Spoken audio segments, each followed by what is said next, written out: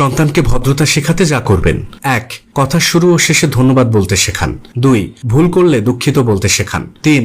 বড়দের সালাম দেওয়ার অভ্যাস গড়ে তুলুন। 4. খাবার টেবিলে সবার জন্য অপেক্ষা করতে শেখান। 5. উচ্চস্বরে চিৎকার না করে শান্তভাবে কথা বলার অভ্যাস গড়ে তুলুন। 3টি কৌশল মানলেই বদলে যাবে বাচ্চার আচরণ। 1. ভালোবাসার সাথে বোঝান, বাচ্চা যেন উপলব্ধি করে সে আপনার কাছে কতটা গুরুত্বপূর্ণ। 2. মাথা গরম করবেন না, যে অবস্থায় হোক শান্ত থেকে সঠিকটা বাচ্চাকে শেখান। 3. বাচ্চার সাথে ধীরে কথা বলুন, আপনার জোরে কথা বলা বাচ্চা শুনবে, কিন্তু ধীরে বললে সে সেটা বুঝতে চেষ্টা করবে। আপনার সন্তানের জন্য 4টি কথা অবশ্যই মেনে চলবেন। 1. অভাব না থাকলেও সন্তানকে অভাব শিক্ষা দিন, নয়তো আপনার অভাবের সময় বাচ্চা বেপরোয়া হয়ে উঠবে। 2. বাচ্চারা চাওয়া মাত্র সবকিছু দিয়ে দিবেন না, সন্তানের ধৈর্য বাড়াতে তাকে অপেক্ষা করতে শেখান। 3. শিশুর সহনশীলতা বাড়াতে তাকে ক্ষুধা অনুভব করতে দিন। 4. সন্তানকে এমনভাবে প্রস্তুত করুন যাতে আপনার অবর্তমানে দুনিয়ার কঠিন পথ সে একা চলতে পারে।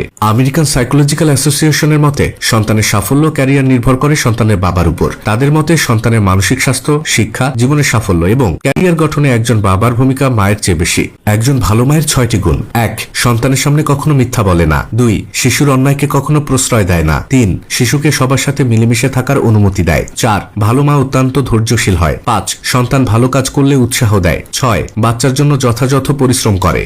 পিতার উপস্থিতি সন্তানের মানসিক বিকাশে কেন জরুরি? 1. বাবা পাশে থাকলে শিশুর মনে নিরাপত্তা ও আত্মবিশ্বাস গড়ে ওঠে। 2. বাবার সাথে সময় কাটালে শিশু মানসিকভাবে শক্ত হয়। 3. বাবার উৎসাহ ও প্রশংসা সন্তানের সামাজিক ও শিক্ষা